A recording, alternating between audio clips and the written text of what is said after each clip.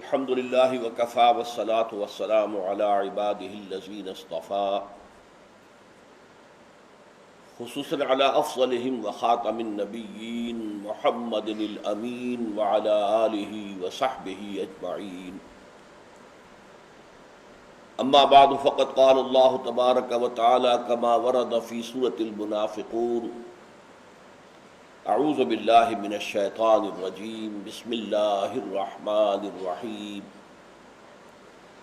وَإِذَا قِيلَ لَهُمْ تَعَالَوْا يَسْتَغْفِرْ لَكُمْ رَسُولُ اللَّهِ لَوَّوْا رُءُوسَهُمْ وَرَأَيْتَهُمْ يَصُدُّونَ وَهُمْ مُسْتَكْبِرُونَ سَوَاءٌ عَلَيْهِمْ اسْتَغْفَرْتَ لَهُمْ أَمْ لَمْ تَسْتَغْفِرْ لَهُمْ لَنْ يَغْفِرَ اللَّهُ لَهُمْ إِنَّ اللَّهَ لَا يَهْدِي الْقَوْمَ الْفَاسِقِينَ هم الذين يقولون لا تنفقوا على من عند رسول الله حتى ينفضوا ولله خزائن السماوات والأرض ولكن المنافقين لا يفقهون يقولون لئن رجعنا إلى المدينة ليخرجن الأعز منها الأذل وَلِلَّهِ الْعِزَّةُ وَلِرَسُولِهِ وَلِلْمُؤْمِنِينَ وَلَكِنَّ الْمُنَافِقِينَ لَا يَعْلَمُونَ صدق اللہ العظیم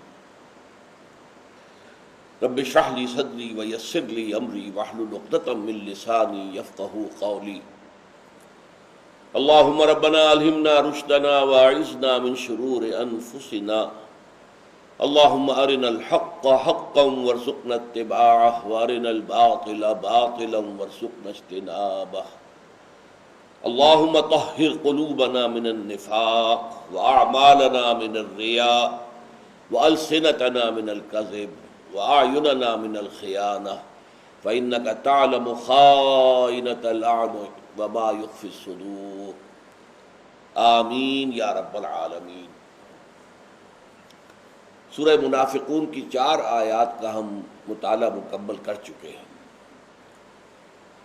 اب جو چوتھی آیت میں بیان ہوا تھا ہم العدو فاحذرہم، اے نبی یہی منافقین اصل دشمن ہے، ان سے بچ کر رہیے۔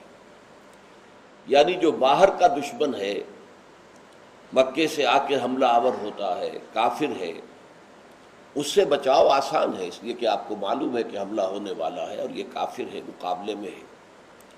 لیکن یہ منافقین جو ہیں یہ تو در حقیقت مارے آستین کے مانند ہے، آستین کا سانپ جو اندر سے ڈنک مارتا ہے، لہذا اس سے بچنے کے لیے خصوصی احتیاط کی ضرورت۔ فاحذرہم ہم العدو فاحذرہم، اب ان کی عداوت جو ہے جس حد تک پہنچ چکی تھی، یہ جو اب 4 آیات میں نے ابھی تلاوت کی ہیں ان میں در حقیقت اس کے کچھ علامات بیان کیے جا رہے ہیں، اس کے نتائج کیا ہیں۔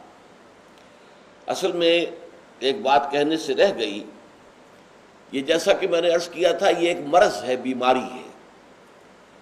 جب تک تو اپنی کمی کا، قصور کا، غلطی کا اعتراف رہے تو ہم اسے کہیں گے کہ یہ صرف ضعف ایمان ہے۔ جھوٹ کا ایلیمنٹ آ جائے، جھوٹے بہانے، تو یہ نفاق کی پہلی سٹیج ہے، ٹی بی کی پہلی سٹیج کے مانند۔ جھوٹی قسموں پر اتر آئے تو یہ دوسری سٹیج ہو گئی۔ یہ دونوں سٹیجز ابھی ایسی ہیں کہ علاج ممکن ہے، انسان کی اصلاح ممکن ہے۔ قرآن مجید اسی لیے بار بار ان کو کہتا ہے کہ اپنے دلوں میں جھانکو اور صحیح معنی میں ایمان لاؤ۔ آمنو کما آمن الناس، دیکھو اور لوگ جس طرح ایمان لائے ویسے ایمان لاؤ۔ یا ایھا الذین آمنوا آمنوا باللہ ورسولہ، اے ایمان کے دعوے دارو، تم دعوے دار تو ہو ایمان کے، لیکن ایمان لاؤ حقیقتاً اللہ پر، اس کے رسول پر۔ اب اس کے بعد جو فرمایا گیا کہ عداوت جو ہے یہ 3rd سٹیج ہے، پوائنٹ آف نو ریٹرن۔ اب اس کا ایک مظہر بیان ہو رہا ہے۔ تو یہ جو بیماریاں ہوتی ہیں میڈیکل ٹرمینالوجی میں ایک ایٹیالوجی کہلائی جاتی ہے کہ سبب کیا ہے، پھر ایک سمپٹومٹولوجی ہوتی ہے کہ اس کی علامات کیا ہے، پھر یہ آتا ہے کہ اس کی ہلاکت خیزی کا کیا حال ہے، پروگنوسس کیا ہے، پھر اس کے بعد علاج کی بات ہوگی، اور علاج بھی 2 طرح کے ہوں گے، ایک پریونٹیو ہے کہ وہ مرض لگنے نہ پائے، اور ایک کیوریٹیو ہے کہ اگر مرض کی چھوت لگ گئی ہے تو اس کا علاج کیا ہے۔ یہ ساری چیزیں نفاق کے بارے میں بڑے سائنٹیفک انداز میں اس سورہ مبارکہ میں آ گئی ہیں۔ علامات کیا ہیں؟ جھوٹ، جھوٹی قسمیں اور عداوت، یہ آخری ہے۔ اب اس کے بارے میں ایک آیت آئی وَإِذَا قِيلَ لَهُمْ تَعَالَوْا يَسْتَغْفِرْ لَكُمْ رَسُولُ اللَّهِ، اور جب ان سے کہا جاتا ہے کہ تم سے خطا ہو گئی ہے، کوتاہی ہو گئی ہے، تقصیر ہو گئی ہے، گھبراؤ نہیں، آؤ حضور کی خدمت میں اور حضور تمہارے لیے استغفار کریں گے۔ یستغفر لکم رسول اللہ، لووا رؤوسہم، وہ اپنے سروں کو مٹکاتے، اچھا جی جائیں گے، جی جائیں گے، جاتے نہیں۔ ورأیتہم یصدون، تم دیکھتے ہو کہ وہ رکے رہتے ہیں، جاتے نہیں۔ انہیں معلوم ہے ہمارے دل میں چور ہے، ہمارے دل میں اب عداوت ہے، کس منہ سے جائیں؟ اور دوسرے تکبر آڑے آتا ہے، ہم کیوں جائیں، کیوں ان سے کہیں کہ ہمارے لیے استغفار کیجیے؟ تو اسی لیے اس کی جو ہے ایک گویا کہ مرض کی آخری علامتوں میں سے وَإِذَا قِيلَ لَهُمْ تَعَالَوْا يَسْتَغْفِرْ لَكُمْ رَسُولُ اللَّهِ لَوَّوْا رُءُوسَهُمْ وَرَأَيْتَهُمْ يَصُدُّونَ وَهُمْ مُسْتَكْبِرُونَ، استکبار کرتے ہیں، کیوں چھوٹے بنے، کیوں جائیں حضور کے پاس، کیوں ان سے درخواست کریں کہ آپ اللہ کی جناب میں ہمارے لیے استغفار کریں۔ یہ اصل میں وہی عمل ہے جو عام مسلمانوں کے لیے سورہ نساء کی آیت نمبر 64 میں آیا ہے۔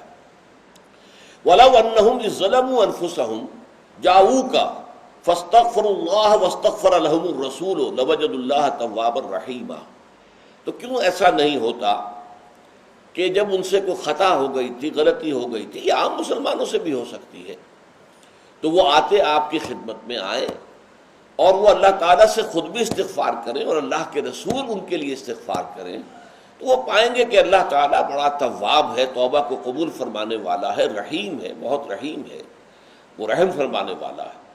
لیکن ان کا معاملہ وہی ہے جو سورہ بقرہ میں آیا ہے وَإِذَا قِيلَ لَهُمُ اتَّقِ اللَّهَ أَخَذَتْهُ الْعِزَّةُ بِالْإِثْمِ، جب کہا جاتا ہے اس سے کسی گناہ گار سے، غلط کار سے کہ ڈرو اللہ سے، تو اسے اپنی جھوٹی انانیت، جھوٹی عزت نفس جو ہے وہ گناہ پر اور جما دیتی ہے۔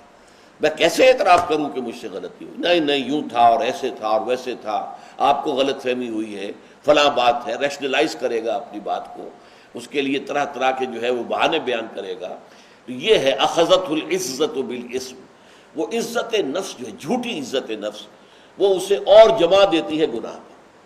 یہی آخری صورت میں یہ شکل ہے وَإِذَا قِيلَ لَهُمْ تَعَالَوْا يَسْتَغْفِرْ لَكُمْ رَسُولُ اللَّهِ لَوَّوْا رُءُوسَهُمْ وَرَأَيْتَهُمْ يَصُدُّونَ وَهُمْ مُسْتَكْبِرُونَ۔ اب اللہ تعالیٰ کی طرف سے فیصلہ آ گیا سَوَاءٌ عَلَيْهِمْ اسْتَغْفَرْتَ لَهُمْ أَمْ لَمْ تَسْتَغْفِرْ لَهُمْ لَن يَغْفِرَ اللَّهُ لَهُمْ، ان کے حق میں بالکل برابر ہے اے نبی، چاہے آپ استغفار کریں ان کے لیے چاہے نہ کریں، اللہ ہرگز انہیں معاف نہیں کرے گا۔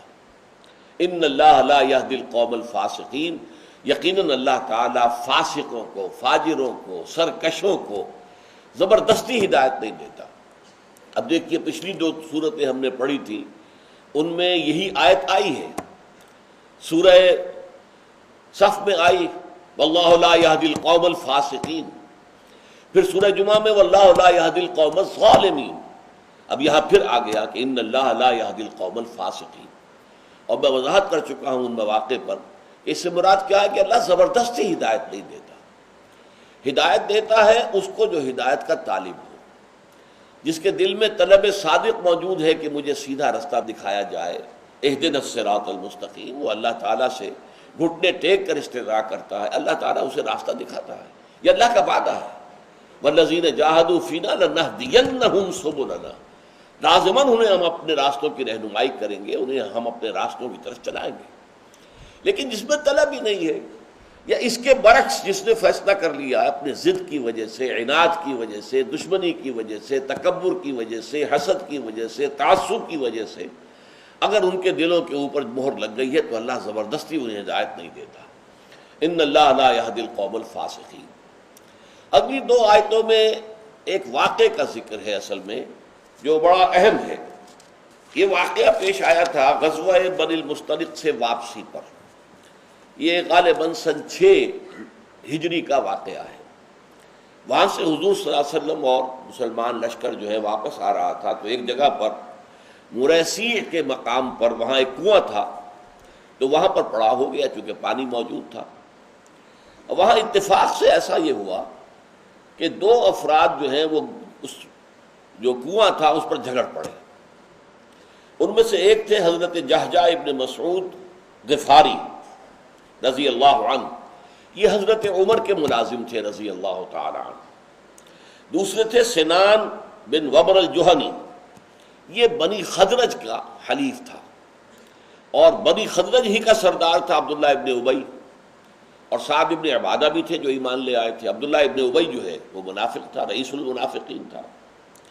یہ جب دونوں جھگڑے تو اب حضرت جہجہ نے آواز دی، یا معاشر المہاجرین، اے مہاجرو آؤ میری مدد کے لیے، اور اس نے کہا سنان ابن وبر جو نے، یا معاشر الانصار، اے انصاریو آؤ میری مدد کے لیے۔ اور یہ جو ایک پکار تھی یہ ایک بڑے جھگڑے کا سبب بن گئی۔ لوگ آ گئے تلواریں کھینچ لی، خطرہ ہو گیا کہ کہیں باہمی جنگ نہ ہو جائے۔ حضور کو اطلاع ہوئی، حضور تشریف لائے۔ آپ نے فرمایا، ما بال دعوی الجاہلیہ، یہ جاہلیت کی پکار کیسے سن رہا ہوں میں؟ یہ قبائلی معاملہ، یہ قبائلی تعصب، یہ قبائلی عصبیت، یہ تو اسلام کے خلاف ہے۔ ما لکم ولدعوۃ الجاہلیہ، تمہیں کیا ہو گیا ہے؟ یہ جاہلیت کی دعوت دے رہے ہو، قبائلیت کی بنیاد کے اوپر تم ایک دوسرے کو پکار رہے ہو۔ دعوہا، چھوڑو اس بات کو، فإنہا منتنۃ، یہ تو در حقیقت بہت متعفن بات ہے، گھناؤنی چیز ہے جو تم کر رہے ہو۔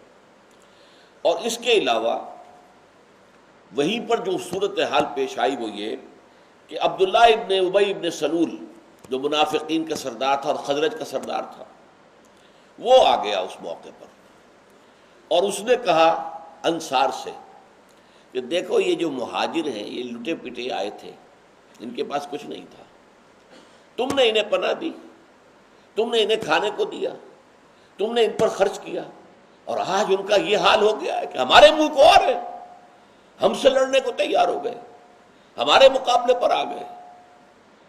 تو اس اعتبار سے یقیناً اگر تم لوگ اپنا ہاتھ روک لو، خرچ نہ کرو، ان کے لیے انفاق نہ کرو، تو یہ سب تتر بتر ہو جائیں گے، چلے جائیں گے۔ یہ دودھ پینے والے عاشق ہیں، یہ عاشق صادق نہیں ہے محمد کے صلی اللہ علیہ وسلم، بلکہ دودھ پینے والے عاشق ہیں۔ یہ جب تک انہیں کھانے پینے کو مل رہا ہے، جمع ہے، جب وہ رک جائے گا سب بھاگ جائیں گے، منتشر ہو جائیں گے۔ اس کے علاوہ اس نے یہ بھی کہا کہ دیکھو اب ہم مدینے پہنچ جائیں تو جو وہاں عزت والے ہیں، اور عزت والے کون ہیں؟ جو مالکان دہ ہیں، جو سنز آف دی سوائل ہیں، جو مدینے کے رہنے والے ہیں اصل، یعنی انصار۔ لَيُخْرِجَنَّ الْأَعَزُّ مِنَ الْأَذَلِ، جو عزت والے ہیں وہ ان ذلیلوں کو وہاں سے نکال کر باہر کر دیں گے، نکال دیں گے۔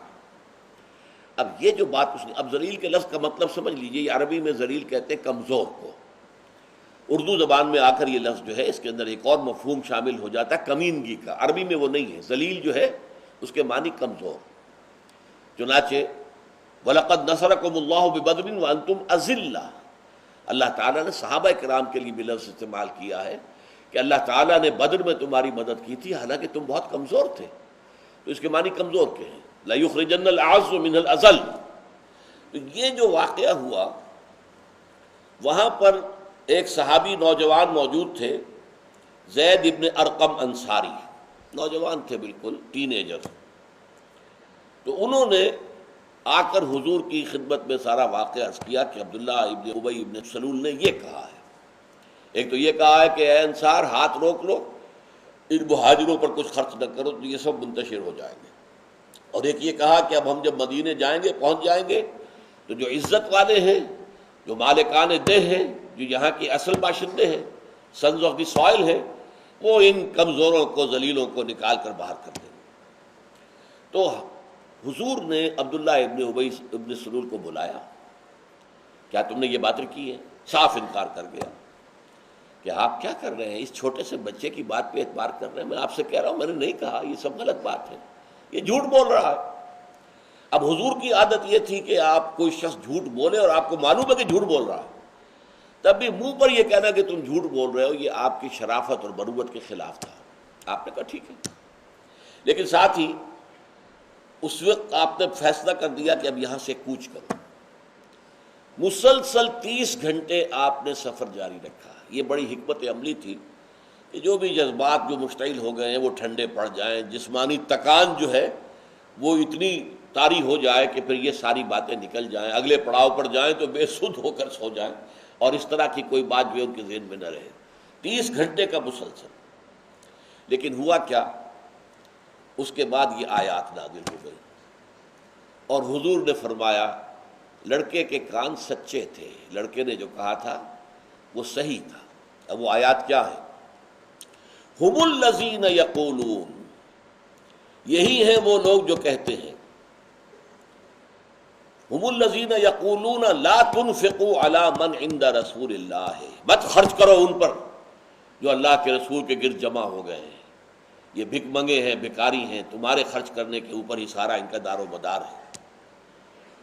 حتیٰ ینفضوا، یہاں تک کہ وہ چلے جائیں گے، اپنے اپنے گھروں کی راہ لیں گے۔ یہ جو جمع ہے یہ در حقیقت کسی محبت رسول یا اللہ کے دین کے ساتھ خلوص و اخلاص کی وجہ سے جمع نہیں ہے۔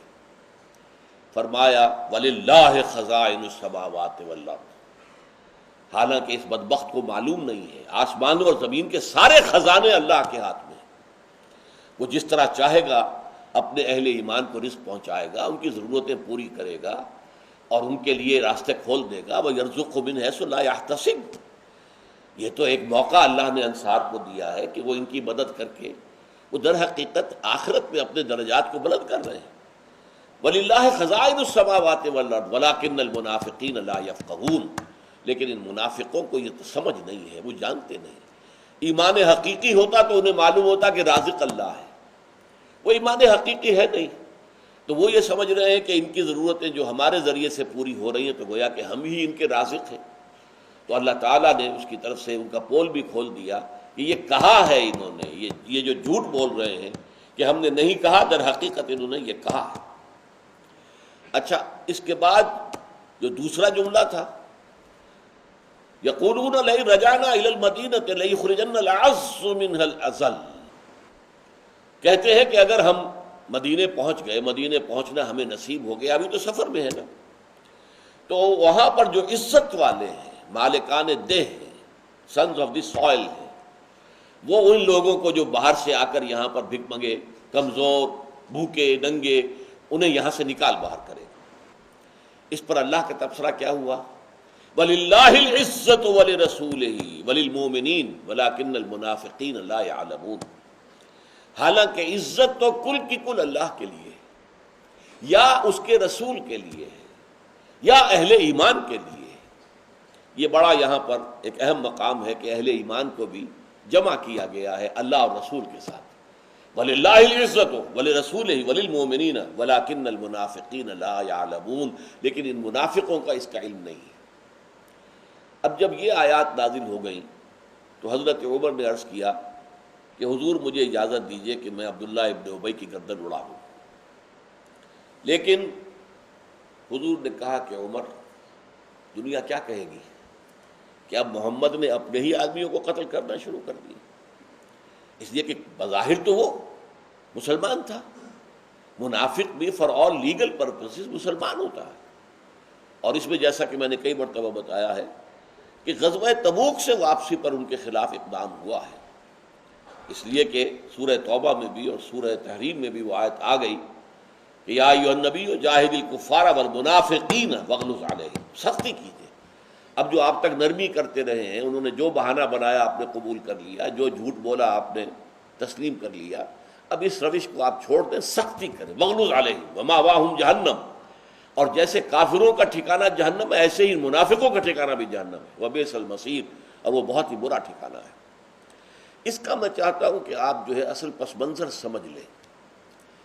پس منظر یہ ہے کہ وہ ایک قبائلی معاشرہ تھا، اور ابھی حضور کی حکومت جو ہے پورے طور پر یوں سمجھیے کہ مستحکم نہیں تھی کہ پورے مدینے کے اوپر آپ کا مکمل کنٹرول ہو۔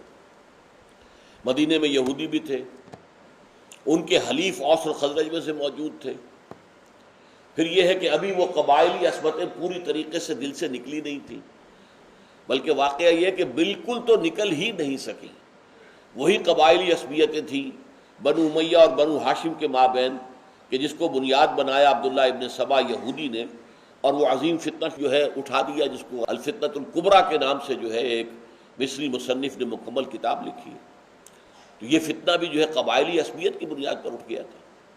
لہذا وہ قبائلی عصبیت دب تو گئی تھی لیکن ختم نہیں ہوئی تھی. آگ دبی ہوئی سمجھ، آگ بجھی ہوئی نہ جان. آگ بجھی نہیں ہے، دب گئی ہے، اوپر جو ہے خاکستر آ گیا ہے. اب اس معاشرے کے اندر کوئی اقدام کرنا وہ در حقیقت ہو سکتا تھا کہ جو قبائلی جو عصبیت ہے اس کو بھڑکا دے. لہذا حضور صلی اللہ علیہ وسلم نے اس معاملے کے اندر حکمت عملی کے تحت منافقین کی ساری زیادتیوں کو برداشت کیا اور آپ نے ان کے خلاف کوئی اوپن قدم نہیں اٹھایا. اب اسی سفر میں وہ واقعہ بھی ہوا جس پر سورہ نور کی ابتدائی جو آیات ہے وہ نازل ہوئی ہے. حضرت عائشہ رضی اللہ تعالی عنہا پر جو تہمت لگی کہ اسی سفر میں ایک مقام پر جہاں پڑاؤ تھا تو حضرت عائشہ بہت دبلی پتلی ہلکی پھلکی تھی، تو جو ان کا ہودج تھا جس کے جو کو اٹھا کر جب چلتے تھے تو اونٹ پر رکھ دیتے تھے، اور جب پڑاؤ ہوا تو اونٹ پر سے اتار کر اور اسے زمین پر رکھ دیا. حضرت عائشہ کو پیشاب کی حاجت ہو گئی تو آپ ذرا قافلے کا جو بھی پڑاؤ تھا اسے ذرا ہٹ کر ایک جگہ گئی تاکہ وہ اپنی حاجت پوری کریں. اب وہاں کچھ دیر لگ گئی اور ساتھ ہی آپ کا کوئی وہ ہار تھا وہ گر گیا. واپس آئی تو دیکھا ہار نہیں ہے، پھر گئیں واپس اسی جگہ پر. اتنی دیر میں نقارہ بج گیا اور کوچ کا حکم ہو گیا، چلو اب یہاں سے. لہذا وہ حمال جو آئے انہوں نے ہودج اٹھایا، انہیں احساس ہی نہیں ہوا کہ اس کے اندر حضرت عائشہ موجود نہیں ہے. وہ خالی ہودج جو ہے وہ اونٹ پر رکھا اور چل پڑے. اب حضرت عائشہ جب واپس آئی تو دیکھا کہ وہ تو قافلہ فوج جو ہے وہ تو جا چکی. انہوں نے بڑی حکمت عملی سے کام لیا، بجائے اس کے کہ پیچھے دوڑتی وہیں بیٹھ گئی کہ جب بھی دیکھیں گے کہ میں نہیں ہوں تو آئیں گے اور یہیں آئیں گے تلاش کرنے کے لیے. اور اسی میں ان پر اونگ آ گئی، سو گئی. اب سو گئی تو چہرہ کھل گیا. اب صفوان ابن معطل ایک صحابی تھے جن کی ڈیوٹی یہ ہوتی تھی کہ وہ فوج کے پیچھے ذرا فاصلے پر وہ آتے تھے پیچھے پیچھے، کہیں کوئی گری پڑی شے رہ گئی ہو، کہیں کوئی بیمار ہو مجاہد اور وہ چل نہ سکا ہو اور کہیں گر گیا ہو اور کہیں پر لیٹ گیا ہو، تو وہ اس کی خبر گیری کرنے کے لیے پیچھے پیچھے آتے تھے. وہ آئے تو انہوں نے دیکھا کوئی گٹھڑی سی پڑی ہوئی ہے زمین کے اوپر. قریب آ کر دیکھا تو چونکہ اس وقت تک حجاب کا حکم نہیں آیا تھا، یہ حضرت عائشہ نے واقعہ بیان کرتے ہوئے خصوصاً ذکر کیا، کیونکہ اس وقت تک حجاب کا حکم نہیں آیا تھا اور صفوان نے مجھے دیکھا ہوا تھا، پہچان لیا اس نے یہ تو عائشہ ہے زوجہ رسول صلی اللہ علیہ وسلم. انہوں نے انا للہ و انا الیہ راجعون پڑھا تو ان کی اس ترجیح پہ ان کی آنکھ کھل گئی. انہوں نے فوراً اپنا چہرہ ڈھانپا. پھر حضرت صفوان نے اپنا اونٹ بٹھا دیا، اس اونٹ کے اوپر حضرت عائشہ سوار ہو گئی. وہ اپنے اونٹ کی پکڑ کر جو ہے نکیل اور وہ آئے اور لشکر میں مل گئے. اب یہاں عبداللہ ابن ابی نے دیکھ لیا کہ حضرت عائشہ آ رہی ہیں اور صفوان کے ساتھ آ رہی ہیں، اور یہ ظاہر بات ہے تنہا رہی ہیں اس کے ساتھ، اس لیے کہ اور تو کوئی آدمی تھا ہی نہیں.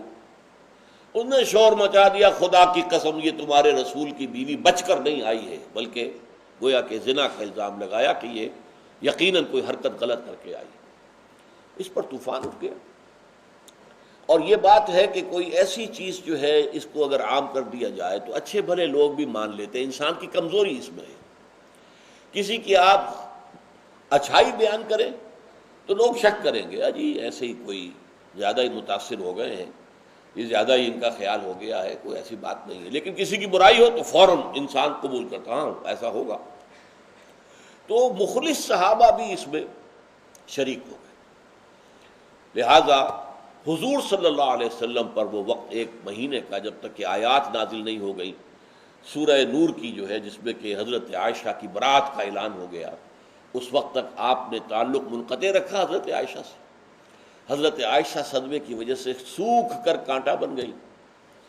تو پھر ان سے جب آیات اتر آئیں، لیکن یہ جو بات بتانا چاہ رہا تھا وہ رہ گئی کہ حضرت عمر نے پھر کہا کہ حضور مجھے اجازت دیجئے میں اس بدمعاش عبداللہ ابن ابی کی گردن اڑا دوں. لیکن وہاں کیا ہوا، اتفاق سے حضرت سعد ابن عبادہ بھی موجود تھے، سعد ابن معاذ بھی موجود تھے، بلکہ یہ حضرت سعد ابن معاذ نے کہا اب یہ نوٹ کیجئے کہ سعد ابن معاذ جو ہے یہ قبیلہ اوس کے سردار تھے، سعد ابن عبادہ قبیلہ خزرج کے سردار تھے، دونوں صاحب ایمان تھے۔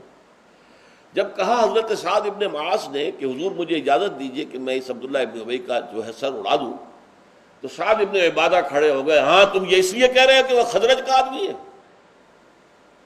تم اوس کے ہو نا، اور وہ خزرجی ہے، اس لیے کہہ رہے ہو؟ تو ان میں آپس میں کوئی نزاع شروع ہوا، تو حضور نے فرمایا چھوڑو اس مسئلے کو، دفع کرو، بس جاؤ تم لوگ۔ یہ ہے اصل میں وہ پس منظر کہ قبائلی عصبیتیں بالکل ختم نہیں ہوئی تھیں، دب گئی تھیں، لیکن یہ منافقین انہیں ابھارتے تھے، ابھار کر فساد کرنے کی کوشش کرتے تھے، چاہتے تھے کہ مسلمان آپس میں لڑ پڑیں۔ جب لڑ پڑیں گے تو ان کی ہوا اکھڑ جائے گی، ان کا رعب ختم ہو جائے گا، اور وہ کام جو ہم چاہتے ہیں کہ یہ دعوت ناکام ہو جائے اور یہ رسوا ہو جائے مسلمان، اور ان کے قائد کی حیثیت سے محمد رسول اللہ صلی اللہ علیہ وسلم بھی، وہ مقصد حاصل ہو جائے گا۔ تو یہ ہیں 3 واقعات۔ نمبر 1، جب ان سے کہا گیا کہ آؤ رسول کے حضور میں حاضر ہو جاؤ صلی اللہ علیہ وسلم، اپنی خطا کا اعتراف کر لو، تو تم بھی اللہ سے استغفار کرو، اللہ کے رسول بھی استغفار کریں گے، اللہ تمہیں معاف فرما دے گا۔